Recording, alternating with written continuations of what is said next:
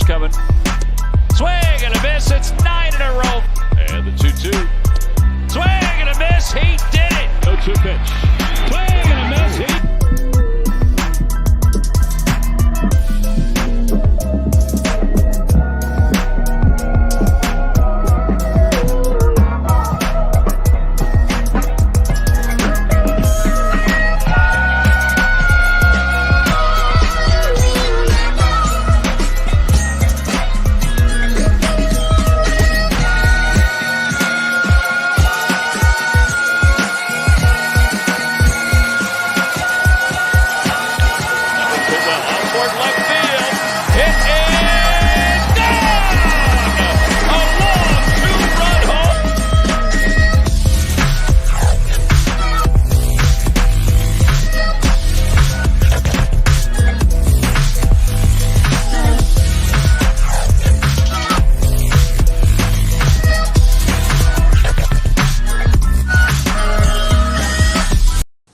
And with that, welcome everyone to the Phillies Pre-Game show. Today is Monday, April 25th, 2022, and our Philadelphia Phillies gear up for a home series here against those pesky Colorado Rockies. Of course, we want to welcome everyone here tuning on in. This is the DSM Media Pre-Game show. Of course, I am El Parcero Philly, and of course, join with me today, we got Jason Voorhees, Karaha, and of course, Mark with AC. What's going on, gentlemen? How are we feeling today?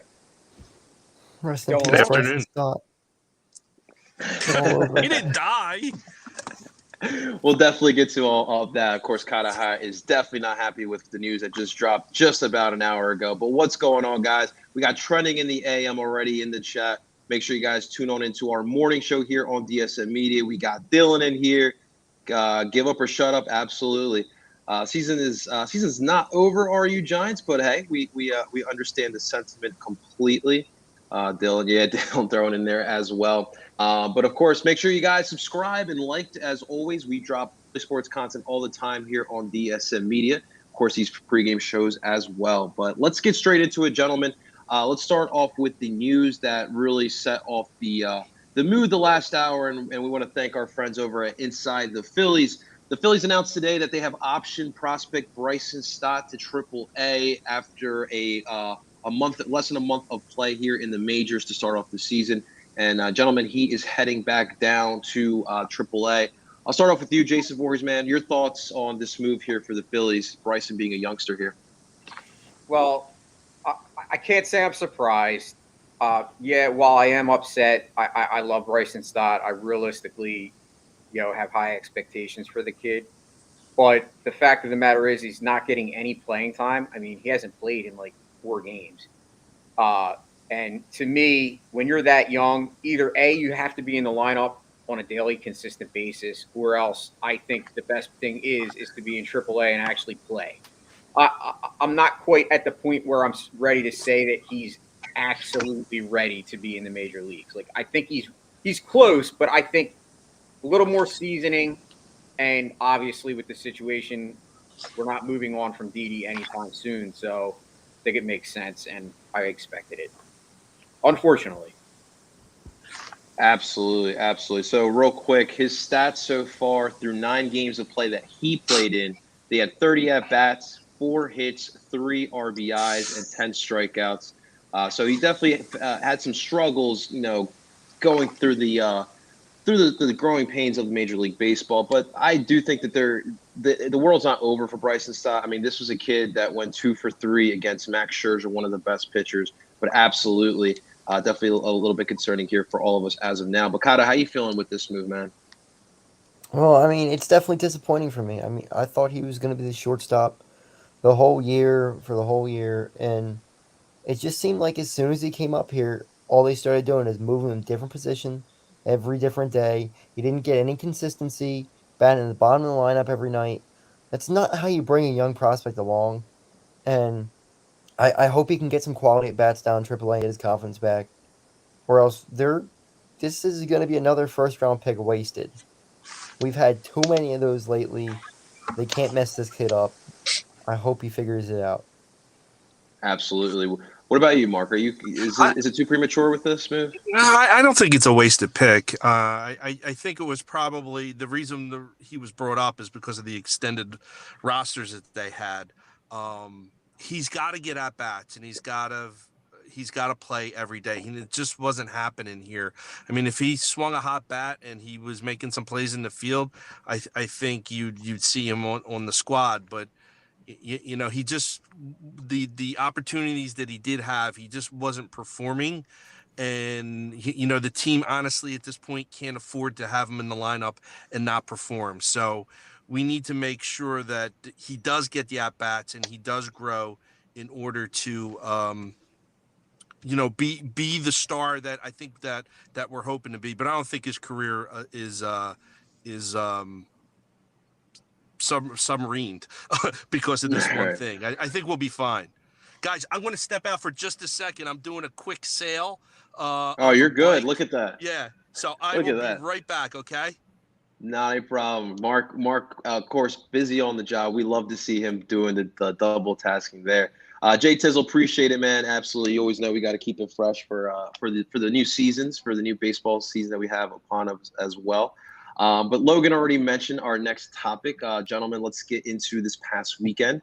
Unfortunately for the Phillies, it seemed as if after what we saw on Friday, and of course how we saw the ending of the Colorado Rockies series, maybe the Phillies would get this going. Unfortunately, another series loss. They took 1 of 3 against the Milwaukee Brewers. But I think the story of the series, guys, I think we should start there, was, may I put it in kindly terms here, shit show with Angel Hernandez, of course, Logan Shoup letting us know as well. But what was he? It wasn't just the Phillies. It was also the Brewers. This man just does not know how to call a game. Kata, what was your initial reaction to what went down? So I'm not for these robot umps at all. But Angel Hernandez needs to go immediately. And it's not just because of this Phillies game. It is every single time he's out there. He blows call after call after call. And there's no repercussions for it at all. Schwarber blows up in his face, and he could have been suspended, right? But Angel Hernandez does the same thing and blows game after game, and there's no repercussion for it at all. Any of us do what he does in our jobs, we're fired immediately. For some reason, he's still there. He shouldn't be there at all. He's a bum and a loser. Get out. The real Philly way. We love that, man. What about you, Jason, man? This is crazy, man. I mean, Kato was spot on. Like that's the exact best way to put it. If that was you or I in our job, failing miserably, doing what we're supposed to be able to do at an elite level, bye-bye. But yet he gets nothing. He doesn't even get talked to, doesn't get, pulled into the, league office. The guy is horrible. He's been horrible. And as you mentioned, it was on both sides. And it's funny because I watched Andrew McCutchen stare him down. And I believe it was Kutch's second at bat where he obviously took a called third strike and he was just pissed off. But obviously he's calm, cool, and collected Kutch now, not like the young Kutch that we used to know back in Pittsburgh. But Schwarber did what all of us believe that we would have wanted to do because this guy is just, as Kata said, I'm going to call him, he's a jackass. That to me, that's what he is. And the unfortunate part about it is, though, anytime you have a guy like this, that helps the people that argue for these robot umps. And I do not want to see that regardless of whatever happens, because when you take that human element away, that to me it's going to tarnish the game. And that's just my opinion. I know some people agree with it. They say go with the robots, but I'm not ready to do that. Yeah, Logan is letting us know. He lives in Lancaster where they have a team in the ALPB where they use robot umpires, and he states that they were awful. Mark, what did you think of the Angel Hernandez situation yesterday? Just terrible calls. I'm going to say this. The fact that Major League Baseball came out and said Kyle Schwarber will not be suspended as a result of his tirade speaks volumes on what the thought of the MLB for Angel Hernandez and his work that he puts out. He's a terrible umpire who is protected by a powerful union.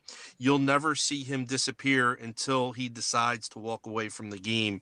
And that's I mean, he's basically Joe West 2.0. He's Worse. terrible, and he took away from the game. Everybody was focused on him and not the players of the game. I mean, if it was any other umpire who was calling it the way it should, and you still had that pitching performance from both teams, the narrative of the game changes to how great these pitchers are versus how bad the umpire is that is causing nobody to get hits, everybody to strike out, and it really, really, really hurts the game, and it's a damn shame. But you're never going to get rid of him. The union will never allow him to be fired. It just won't happen. Absolutely, absolutely. It's definitely a tough situation for sure.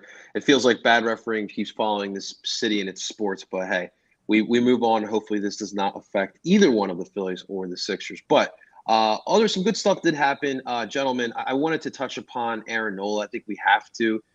That was a great performance, and a performance that we have been waiting for him to do for a while. 7 innings, only allowed 1 hit, no earned runs with 9 strikeouts. Mark, we'll start with you again, man. He looked good. He looked real good, and that's the Nola that we want to see. And with or without the aid of Angel Hernandez, he still pitched very, very good. He had 1 hit through 7 innings. That's right. And like he was on. It's a shame that the team could not give him the run support.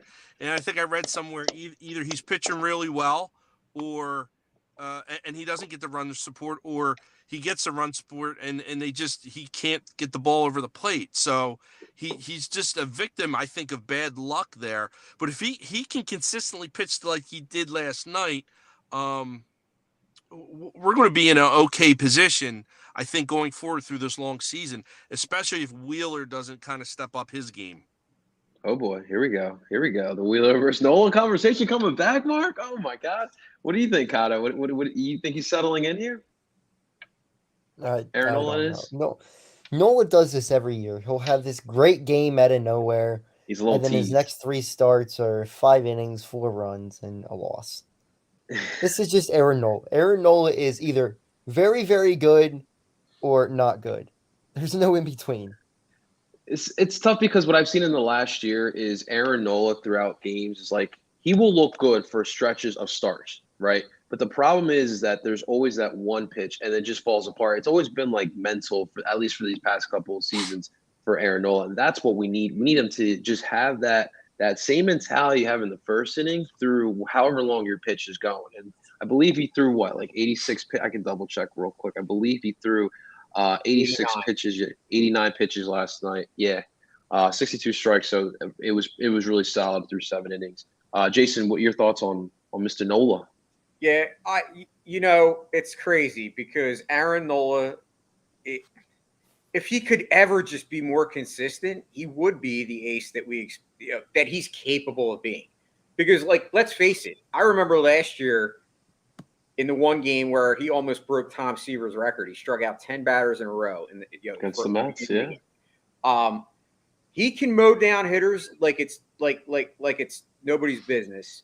He's shown that ability. It's never to me been about a lack of talent for Aaron Nola. It's more so mental. And you nailed it. What'll happen is he'll go 6 innings right on through the lineup, but then the third time through, it's like all of a sudden he can't locate his fastball. And that's when I notice Aaron Nola when he's at his worst, when he's not able to locate the fastball. Because his curveball is deadly, but he needs that fastball to be on point. And when it's not, that's when he falls apart. To me, also, I'm not going to lie, I kind of expect a bounce-back year for Aaron Nola as far as yearly stats. Because if you look at his track record, he'll have one good year and then a not-so-good year. And it kind of goes like that back and forth. So if you look at last year as not being such a great year as far as, obviously his ERA was ballooned up, I'm expecting a bounce back year. Am I expecting Cy Young Aaron Nola of 2018? Probably not. I don't know if we'll ever see that Aaron Nola again, but I'm not saying it's not possible either. Right. But he has to be on point with that fastball. Absolutely. Last year he had a 4.63 ERA, and going into this year, all I said was, look, quite simple. All I just need of him to do is have an ERA below 4. That's all I was asking for. I've seen people say, we need to get him to a 3.5, and I'm just like, let's just get it. Let's just focus just getting under 4, because it's just an issue that was going on last year, like I mentioned with those pitches. But hopefully he can continue pitching the way he did yesterday. But Alec Bohm I wanted to get to as well. Another great series, obviously Friday night, great single, obviously Kata. Jason, you were there as well, right? You both were representing? Yes, so I actually met Kata and I actually met Phil for the first time. It's crazy. Like I was saying, like it's amazing the friendships that you build in this podcasting world. It really is. So the SM was all over this weekend, absolutely. Oh yeah. On Saturday as well, but no, Alec Bohm. This to me has been the best story of the 2022 season so far. Where Alec Bohm was last year, even to the beginning of this year with that Mets series, he's starting to figure it out, boys. Jason, Alec Bohm, man, how you feeling about it? I mean, honestly, I love Alec Bohm. I always have. I was never one that wanted to, get rid of the guy. I think it was very premature, and a lot of fans were, kind of calling for that. And I'm not gonna diss people and say it's lack of knowledge, but when you have a young prospect, a lot of times it takes time for them to develop. And we saw Alec Bohm in his rookie season contend for a batting title. Like the guy is capable of putting up a 330 season, and I think he's still rounding out in the form as far as power. Like, I think we could see down the line a 30 home run season from the guy. It's just a matter of him putting it all together. Obviously, we know his deficiencies in the field, and I get that. But sometimes you got to bite the bullet on guys if they're that good of a prospect as far as, at bat. And to me, Alec Bohm is definitely a piece of this team's future, and I hope to God that they don't trade him. The only way that I was saying that he would ever be a trade candidate in my mind is if this team realistically was contending right now and, come trade deadline, you have a shot at, a number 2 pitcher that you think could really, help you compete with these other teams that have elite staffs like Milwaukee, the Mets, the Dodgers. Right. But other than that, I'm not moving Alec Bohm at all because absolutely he's shown you what he can do. I agree. I completely agree. I want to move forward real quick because we do about have 10 minutes because we do have Scotty Talks NBA. We have the Sixers pregame show coming on in about 10 minutes. So real quick, I wanted to start off with today's matchup. Obviously, we're starting a new series with the Colorado Rockies. It's going to be a 4-game set running through Thursday. And of course, tonight we're going to have here's our starting lineup for tonight. Obviously, at leadoff against Gene Segura starting at second base. In the 2-hole, Rhys Hoskins at first. And the 3-hole, we got Bryce Harper DHing again. At the 4-hole, Nick Castellanos at right field. At the 5-hole, JT Realmuto catching. At the 6-hole, we got Schwarber back in there starting at left field. At the 7-hole, we got Alec Bohm at third. 8-hole, we got Camargo at shortstop. And then, of course, rounding out the lineup, we have Odubel Herrera at center field. Of course, your pitcher today, Mr. Kyle Gibson. We'll start off here with Kata. Kata, what's your thoughts on today's lineup here for Joe Girardi? I'd like them to switch Bohm and Hoskins. Hoskins has been really slumping there in the 2-hole.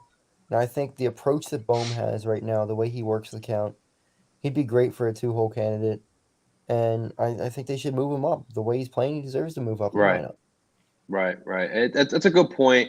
We'll see how he does in this series. Definitely struggled against the Brewers there. But Mark, what I wanted to ask you, my man, this pitching matchup. Obviously today we're going to have. First off, I want to get your thoughts of Kyle Gibson going up against the Rockies today. Curious to see which Kyle Gibson we will see. The one that pitched really well earlier this season, or the one that didn't pitch very well. If I were the Phillies lineup, I would give him some run support because I don't know what we're going to see from him tonight. I'd like to think that we would kind of build off the pitching performances of our pitchers last night. Maybe that will incentivize him to throw some more strikes and get through 5 at least. I'd like to see him pitch at least 5 innings tonight without giving up more than 2 or 3 runs. But I don't know. I don't know if I have a lot of confidence in him. But I mean, we'll see tonight. I'm more concerned about the bats. They need to start hitting, and they need to give these pitchers some run support so they don't feel like they have to do everything themselves. Because I think that's part of the problem. Either both the batting lineup and the pitchers need to kind of come together. Both have really good games at the same time. Because I think one feels like they have to bail the other one out and just put an undue pressure on the team. So, let's get some runs out first so Kyle can relax a little as he pitches through the night. Absolutely. So, of course, Kyle's going to go up against Kyle Freeland. They battle the Kyles. And we saw Kyle about 6 days ago in Colorado, and he went 5 innings deep with allowing 6 hits, only 2 earned runs, and 3 strikeouts in a 1-run win for the Colorado Rockies. All right, gentlemen, I want to get your keys and predictions for today's game. Jason, give me one key and your prediction for today's game against the Rockies. Okay, so my key is I'd like to see Bryce Harper put one out of the yard. I think he's due. We know about the injury as far as, obviously not playing the field. But I know Bryce Harper, and I know that he can just get hot with the flick of a switch. So I'm looking for him tonight to put one out of the yard. And my prediction is I think the Phillies get back with a W tonight. And I'm going to say I've been going with the higher end of scores, but I'm going to go 5-3 Phillies. 5-3 Phils. Okay. All right. What about you, Cotto? Give me a key and a prediction. They got to score runs. Kyle Gibson isn't a great pitcher. We know this. So I'm going to say 7-5 Phillies win. I think Castellanos puts a couple over the fence tonight. Nice. Yeah, Castellanos taking a couple over the fence. Okay. All right. What about you there? Mark, what you got? I'm kind of in the same camp. They got to score runs and they got to get some hits. I think you're going to see a big night from Kyle Schwarber. Look for 2 hits, including an extra base hit from him tonight. Look for a close game, but 5-4 Phillies in 9, and a big game from Kyle. Okay. Listen, I get the Kyle Gibson.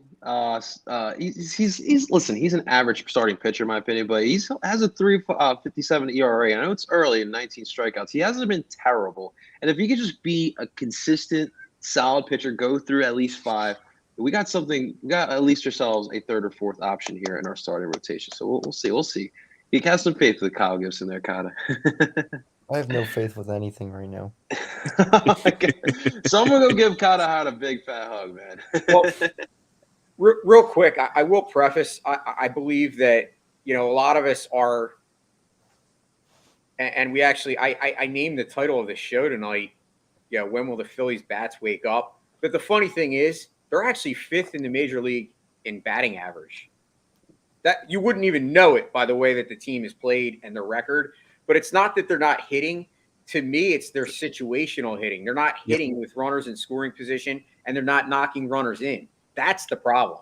It's not that they're not hitting. Exactly. So look for that. And I believe that will happen when some of these guys start coming out of the slump. Because unfortunately, right now, all of them are in a slump. Yeah. It's a really good point. I mean, this whole this era of Phillies baseball has this narrative of not being clutch, right? We've seen it over the past couple Septembers and August. So it's important that during those months this year that you get that figured out. But this is right now. I don't want to say it's preseason because obviously we just went through spring training, but this is where you get a lot of those out of the way. You want to get the feel for it because, listen, one loss right now in a span of 162 game season really does not matter. But obviously you want to keep ground. I think that's where a lot of Phillies fans' concerns are. That we don't keep up ground within this division. Absolutely.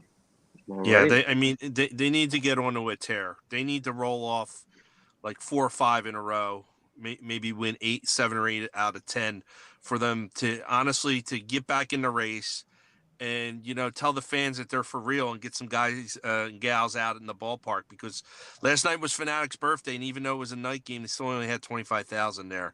So they owe it to the franchise. This is a very important season, especially with Bryce Harper with his contract that he has.